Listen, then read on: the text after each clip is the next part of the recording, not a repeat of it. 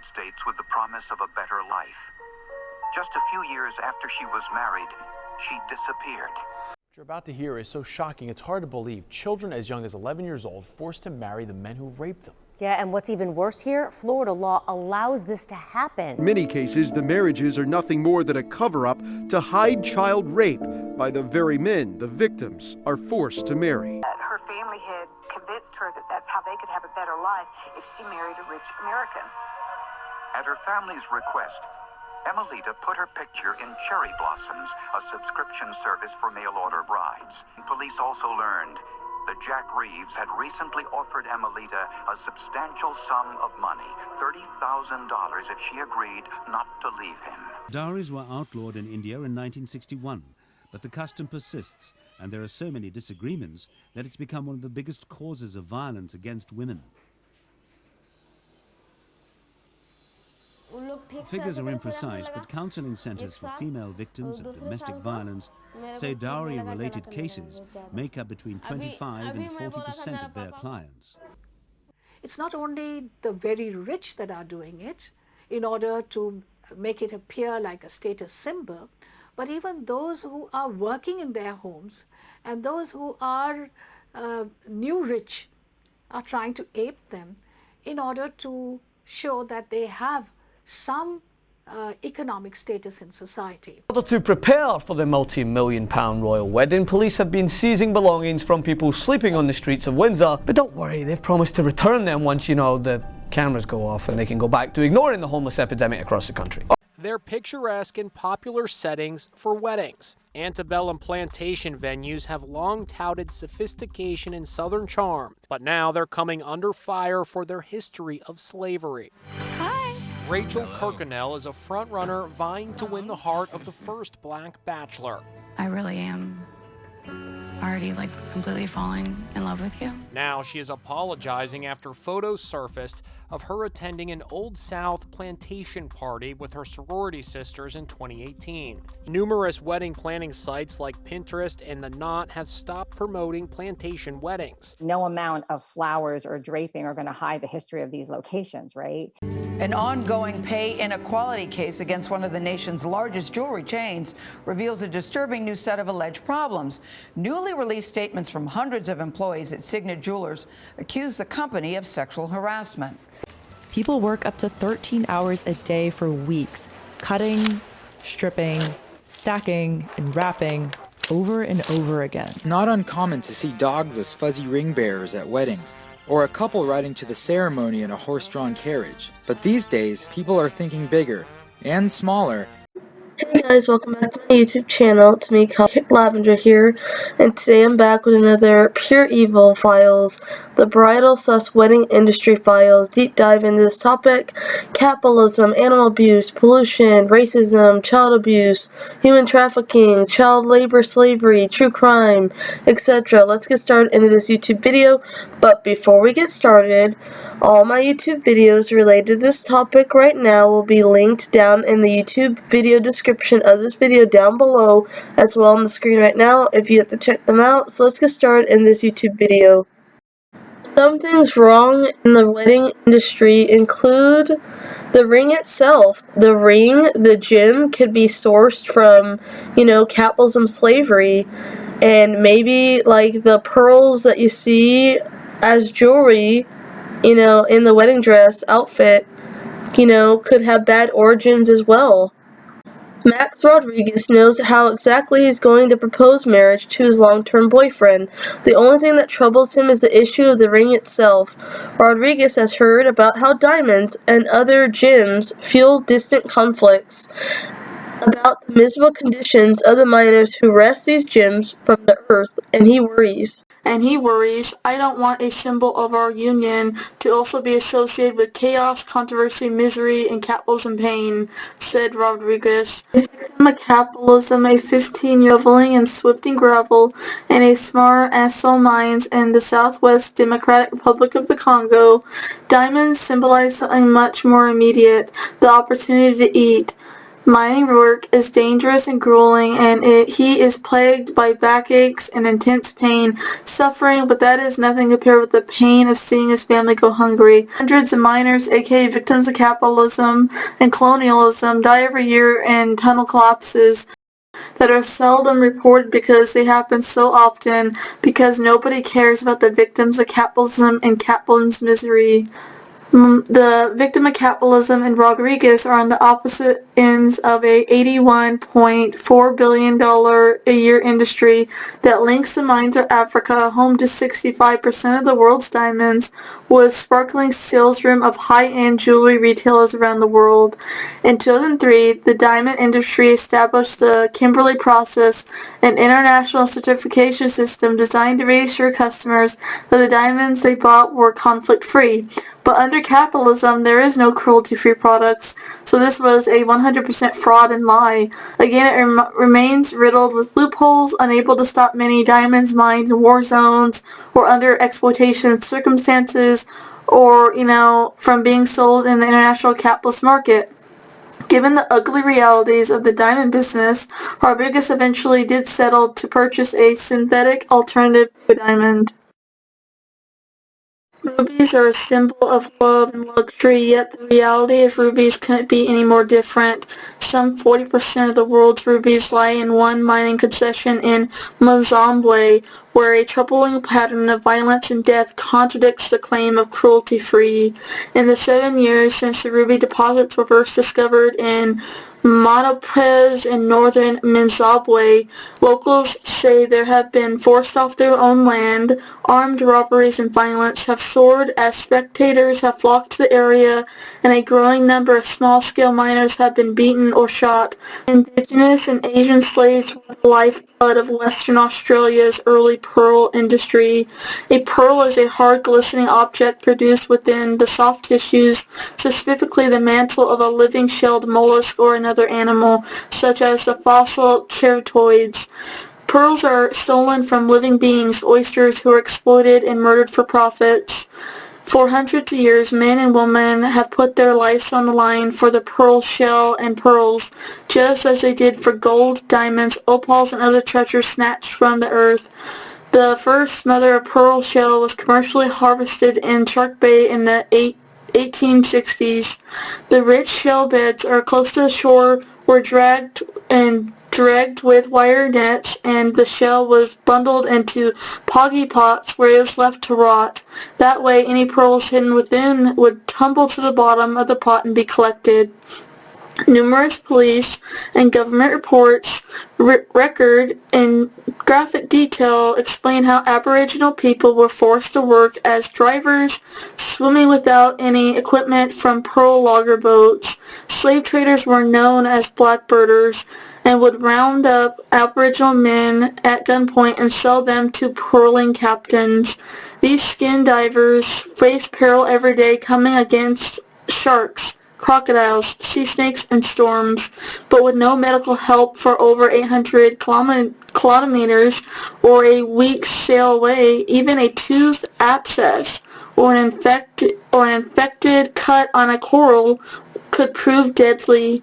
Huge quantities of shell were hauled in, and Broome became Boomtown, producing 80% of the world's mother-of-pearl shell. Madagascar supplies 40% of the world's sapphire gems, pink, yellow, blue, or purple. These stones were dug up and sold illegally. $100 million worth of sapphires and other gems were smuggled out of Madagascar in the year of 1999 alone, with those doing the hardest job and being exploited earning the least and taking the most risk of their lives. In the region, several dozen miners suffocate to death each year, particularly during the rainy seasons. A rush for Madagascar's gemstones is exacerbating destruction of a critical wildlife habitat biodiversity area. Madagascar has the highest rate of biodiversity on Earth after Brazil and Indonesia. It has 300 species of reptiles and 300 of amphibians, 99% of them found nowhere else. Madagascar is the only place on the planet that is home to wild lemurs. fully 113 species and newest identified just last year. Now conservationists and primatologists are gravely concerned about the future and the effects of gem mining on the remaining lemur habitat, as much as 90% of which has been lost to tree clearing for mining and farming. When it comes to exploitation in these industries, crafting gems and jewelry into fine pieces for the commercial market is a process also tainted by exploitation. Children in India may be forced to toil for long hours. These children sustain injuries working with sharp tools, hot and often heavy equipment. Painful cuts to the hands are common from using this sharp equipment or from pushing stones against sandy machines with their bare fingers. Their hand bones are still growing and may become deformed from the repetitive tasks involved with this. For much of her childhood, a victim of capitalism, Anna spent 12 hours a day polishing gemstones. Like many others in the slum of Jaipur, India, she had few choices but to help provide for her family. The little her father earned was spent on asthma medication, so Tirana endured the tiring and painful work at the expense of her own health and education. A lawsuit that came out, Sterling Jewelers, the American diamond empire that owns Jared and Kay Jewelers, has agreed to pay $175 million to settle a class action lawsuit alleging that the company had for years discriminated against tens and thousands of women in their pay and promotion practices. The case was filed in 2008, became the hallmark of the #MeToo movement activism after some of the women revealed to the Washington Post in 2017 that they had been pressured to cater to their boss's sexual advances and demands to get promoted or stay employed. The class was composed of about 68,000 women who had worked mostly as sales associates in the jewelry stores between 2004 and 2018. It's not just wedding rings or engagement rings or, or like wedding fashion or jewelry. It could be also the flowers that are in the wedding itself that have a dark history or, capitalism slavery. When it comes to the floral industry, aka the flower industry, the global flower production industry is worth approximately $64.5 billion, the dark side of the flower sector, the growing exploitation of workers and women in Kenya, and along with other countries. Buying flowers can be a great way to express love and friendship, or to simply brighten up a living room or brighten up someone's day. However, what people don't understand and realize is that some flowers hide a dark secret. Kenya's ideal tropical climate conditions make it a favorable location for growing flowers. It's a common place for people to be forced to work under threats, retaliation, intimidation, and in fear of losing their jobs. Workers are given very high targets which they are unable to meet despite working more than 12 to 14-hour shifts. Having failed to meet these targets, female workers are forced to finish the target the next day without pay or offer up a bribe or sexual favors, aka sexual harassment, to a supervisor to retain their jobs. Workers have no room to refuse these requests given their dependence on the income provided by their jobs. Valentine's Day is possible thanks to Colombian flower workers. Esmeralda has worked in the flower industry for so long that her body hurts. After 25 years of cultivating and packaging flowers, she was diagnosed in early February with chronic case of carpal tunnel syndrome. For Esmeralda, the holiday seasons are now dreaded dates on the calendar, especially Valentine's Day. But in Colombia, where Esmeralda lives, the lead up to the holiday is anything but festive. Thousands of mostly female workers make up the labor force, working up to 100 hours a week under poor conditions and poor pay. Satisfy the demand for flowers all over the world. You see a 25-stem bouquet and you say, look at how beautiful they are, but no one is aware of how much work goes into that and what the work I do and how it makes it into stores and stuff. Well, Americans used to buy most of their flowers from local growers. In the 1960s, the industry migrated to Colombia where the equatorial sunlight lasts 12 hours a day year-round, and where workers are paid a fraction of American wages. In 1966, a Colombian agriculture worker earned a daily wage of just 82 cents, compared to the $16 earned by the U.S. counterparts. And by 1980, only the Netherlands outranked Colombia in flower exports. And again, to top it off, these workers suffer, health problems, physically, and they also, 2/3 of Ecuadorian flower workers suffer from headaches, nausea, miscarriages, and neurological problems, all related to exposure of toxic chemicals and pesticides. Weddings are inherently classist. Debt bondage and dowry abuse in South Asia and many other impoverished parts of the world, there are millions of people trapped in bonded labor, which is also known as debt bondage or debt capitalism slavery. A victim story of this: her parents could not afford the dowry for an educated and economically stable man, so they arranged for her to marry her husband, who is also illiterate and comes from a poor family. And in 2016, her daughter got married to a brick factory worker. Her in-laws asked for 200,000 rupees or 1,300 pounds for a dowry. It was very difficult to get all of these funds together. All of my sons and my husband contributed towards it as well, but it was not enough, so we had to get a loan for the dowry. 20,000 rupees with about 30% interest. We have paid back 10,000 rupees so far, but have 16,000 to pay back, and it keeps on increasing every single year. On the wedding day, my son-in-law said he was not attracted to my daughter because she is dark-skinned, but the wedding went ahead anyway, and the groom accepted the dowry. A year after the wedding, my daughter's in-laws started to abuse her and my family because she had difficulty getting pregnant. Once the neighbors found out that she had still not gotten pregnant, they also joined in on the harassment. My daughter's husband had started having an affair, and he was no longer interested in helping or improving the marriage anymore, but did not want to divorce my daughter. We are planning to file a case so we can get her divorced and get the dowry back from her husband. I want my daughter to remarry, but right now we cannot afford the dowry. We need to first get the 200,000 dowry back from our current husband. It's been a very difficult situation. How dowries are fueling a femicide epidemic in India. In India, many thousands are killed in marriage payment disputes. Why does this war on women persist? In 1979, protesters poured through the streets of New Delhi with a simple message: "Stop burning women." On May 15, 1979, a woman was watching television when her mother-in-law allegedly drenched her in kerosene gasoline, and her sister-in-law set her ablaze with a match. She ran from the room screaming and was driven to a local hospital, where she survived just long enough to record a statement with police. The attack was said to have followed 5 months of bullying, needling, and belittling.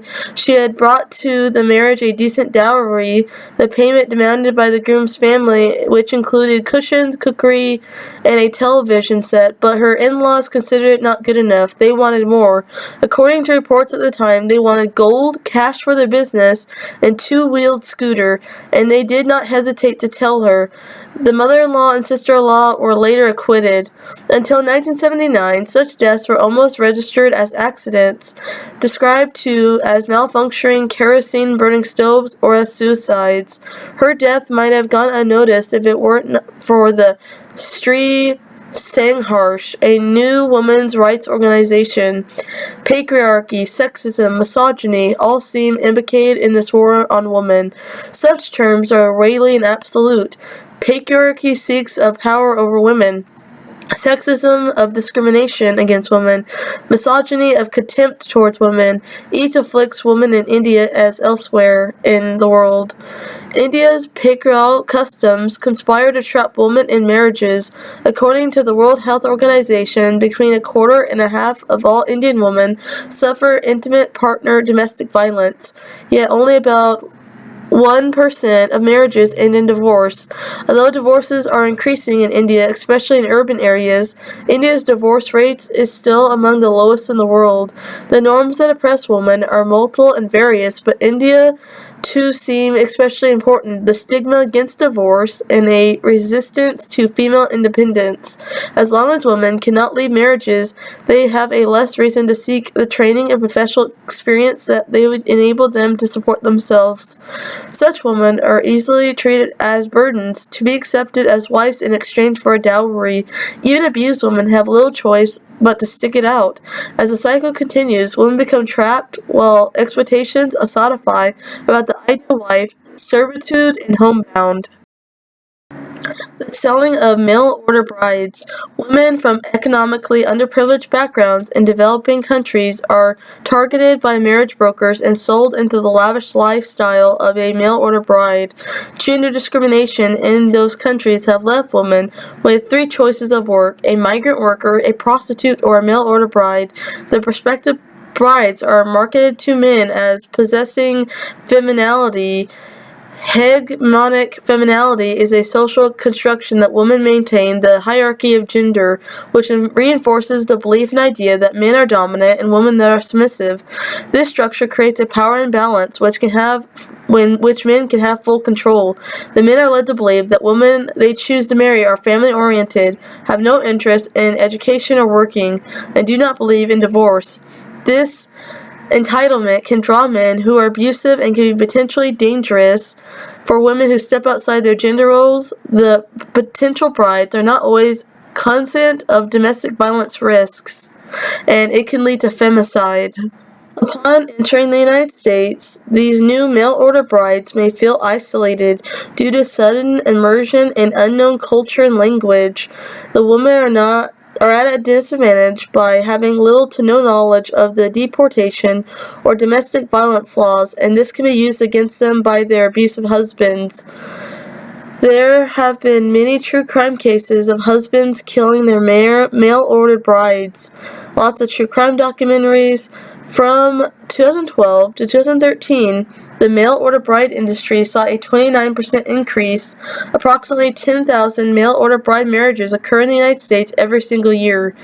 The regions that mail-order brides come from are Eastern Europe, Asia, and Central America, but the largest supplier of mail-order brides is the Philippines. Mail-order brides companies charge an average of $6,000 to $10,000 per bride. However, prices can go up to $15,000. The mail-order bride does not receive any of this money from this exchange. But because the potential brides are not fully involved in the communication process, as in finding a husband, translators sometimes take the liberty to eroticize the conversation or objectify the woman in an effort to make her seem more alluring and sexually eager. Many mail-order brides are victims of fraud or fake marriages. They end up in forced prostitution and sex trafficked, as well as in loveless marriages or oppressive labor practices. Mail-order brides is a form of human trafficking. Child marriage is in decline in the world, but it will take up to 300 years to eliminate, says the UN. They welcome a drop in the number of underage brides, but warns 12 million girls are still set to get married each year. The UN estimates that 640 million girls worldwide have gotten married before they were 18, and that 12 million a year are still marrying and becoming child brides each year. Child marriage has different causes in different places. Some could be religion, but most often it's mostly linked to poverty and limited opportunities for girls to get an education. Weaker laws and the fear of pregnancy outside of marriage also contribute. The report warned that the climate change crisis could leave the families with few options to marry off their children. Health crises, conflicts, and natural disasters increase the risk of girls as they could interrupt their education and add to financial stress to households. Declining rates of child marriage in South Asia, home to 45% of the world's underage brides, underpinned the overall trend. India in particular is making progress in reducing child marriage, but in sub-Saharan Africa, 1 in 3 girls are marrying before the age of 18. Child marriage rates are highest in West and Central Africa, home to 7 out of the 10 countries with the highest prevalence globally. Child marriage and having sex too young can cause health problems and carries increased risk of death during childbirth and serious complications in pregnancy and giving birth. The problematic trend that is plantation weddings. 12 Years a Slave, which takes viewers deep interior of the plantation may be a Golden Globe nominee film of soaring depth, but for some, it's a wedding backdrop. I have always wanted a plantation wedding, a woman says. I just love the history of it. Everything about Bone Hall is beautiful, said a woman. Bone Hall is a thriving wedding venue, hosting an average of 130 weddings a year. Costs estimate that weddings there can run an average of $25,000. The plantation, however, plays a role in the darkest period of American history. Bone Hall was built on the backs of black slaves who were exploited and enslaved, who harvested cotton and pecans in the region and produced brick on its grounds. Capitalism slavery. This heritage is currently documented in the plantation grounds. And this plantation is a popular tourist attraction in South Carolina, fielding about 200,000 visitors annually. And the family who's owned the property since 1955, and it's become an ideal venue for many couples. And it has appeared in The Notebook and Days of Our Lives, among other TV shows and movies. Plantation weddings have long been a source of discomfort. America's reckoning with its horrific past and its ramifications to this very day, when civil rights advocacy group Color of Change successfully pressured Pinterest, The Knot, Sola, and other wedding planning websites, as well as wedding planning, idea websites, to stop promoting and romanticizing plantations as wedding venues. The move raised questions about whether places where generations of black people were raped, tortured, chained, kidnapped, human trafficked, and murdered are appropriate locations for weddings. Boone Hall was founded in the late 1600s by John Boone, and it was later sold the land to another family who planted cotton and produced brick. According to one record, 85 slaves were producing 4 million bricks a year at Boone Hall. Today, 9 of the cabins where enslaved people lived remain on the plantation. Many couples take their wedding photos nearby. Having a slave plantation wedding is no different than having a wedding at an Auschwitz concentration camp in Germany after the Holocaust. Boone Hall won't stop hosting weddings anytime soon, but it is coming under fire and more scrutiny recently. On a plantation weddings Instagram account, a photo of a couple sparked backlash over a Instagram caption. It read, "If these trees could talk," angry commenters in the comment section responded to the post, criticizing it for insensitivity of the caption. One of the commenters, a person of color, told BuzzFeed that the caption immediately reminded me of Billie Holiday's Strange Fruit, a song about the lynching of black people. The internet goes off interracial couples slavery-themed pre-wedding photo shoot. An interracial couple is making headlines for the unique pre-wedding photos, and it's not because the pictures stand out, because of their beauty or ambience of where the photos are taken. In fact, the internet is having a field day slamming an engaged couple for the absurd idea to dress up the black man as a slave and his white fiancé as a plantation damsel in distress / slave owner who seemingly has saved the Negro from a life of bondage. Man stands up for black fiancé after she was racially discriminated while shopping for a bridal wedding dress. On TikTok, Joey narrates how his wife-to-be went through a distasteful experience while dress shopping because of her race. After choosing the dress, the lady who was assisting her said, "Glad you found your dress. The undergarment choices come in 2 options. The first standard choice is nude, which is free, but if you like the undergarment to match your skin tone and skin color, there's an upcharge." This being Teresa's first turn in wedding dress shopping, she was absolutely shocked by this, and her fiancé was flabbergasted and angry. The sheer hypocrisy was palpable, and Joey did not hold back from expressing his anger. "You are telling me that the undergarments are free to be white, but if my bride is a different skin tone than white, she has to pay extra money? By not having other color tones as easily available as white, nude, the designer was implying that the wedding dress was not made keeping people colors in mind, which is just not acceptable in today's society and world." Homeless people were being kicked out of areas near British royal family's wedding in Britain. It seems not everyone is welcome to take part in the royal wedding mayhem. RadarOnline.com and DailyMail.com have learned exclusively British police are busy clearing the area and clearing out the homeless out of those areas surrounding Windsor Castle. The purge comes after police were warned terrorists could pose as beggars to bomb Prince Harry's and Meghan Markle's big day. But the actual reality, a source confessed to Radar Online that in the actual reality, kicking out of the homeless is really about clearing undesirable sites from the area, making it look more pristine, and pressuring tactics will be used to keep the homeless and get them to move on, so that the surrounding areas can look prim and proper. More than 100,000 people are expected to line the streets outside the castle for this royal event that already happened. The homeless beggars are repeatedly eager to accept any handouts from the crowd, but the police force them to move on. Animal abuse at weddings. Arriving in an elegant horse pulling a carriage, walking down an aisle with a cute llama, and releasing snowy white doves at the ceremony sounds like an animal lover's dream wedding. Although using animals in weddings is currently trending, the use of elephants, horses, camels, and other animals have existed in certain cultures for centuries. None of us would ever knowingly harm an animal, but how many of us take into account their perspective? How many of us know what happens to the animals before and after the wedding ceremony? Here are some of the forms of animal exploitation in weddings. Some pigeons have no homing ability, and also dove releases sound romantic for weddings, but take away all the decorations at the weddings and beautiful Instagram photos, and they are the equivalent of pet dumping. Dumping your helpless pets on the side of the road and abandoning them. The doves have no survival instincts. There's no way to celebrate anything.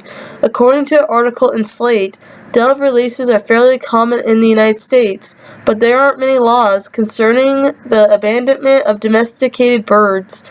In most jurisdictions in the United States, anyone can walk into a pet store, buy some white-ringed doves for about $25 each, and release them at a wedding or a funeral. Homing pigeons lack of survival skills due to selective breeding and captivity. They are usually killed by predators such as hawks, gulls, eagles, ravens, and cats. Related to dove releases are butterfly releases.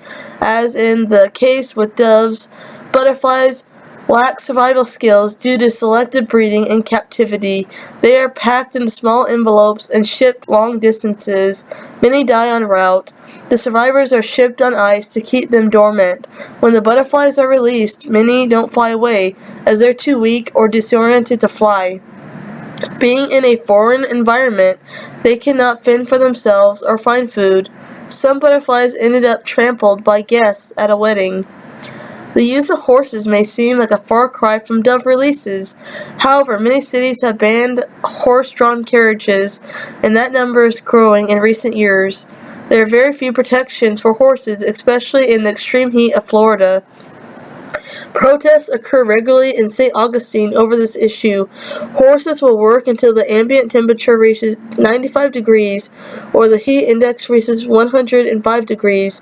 This doesn't even take into account that carriage horses in the city continuously breathe in toxic, cancer-causing exhaust diesel fumes from automobiles. Horses develop debilitating leg problems from walking on hard surfaces like cement. They are also easily spooked by loud things such as fireworks and videographers' drones. Older horses, no longer in service, are often sent to slaughter. A piece of metal inserted in the mouth called a bit leads to damage in the horse's teeth and gums.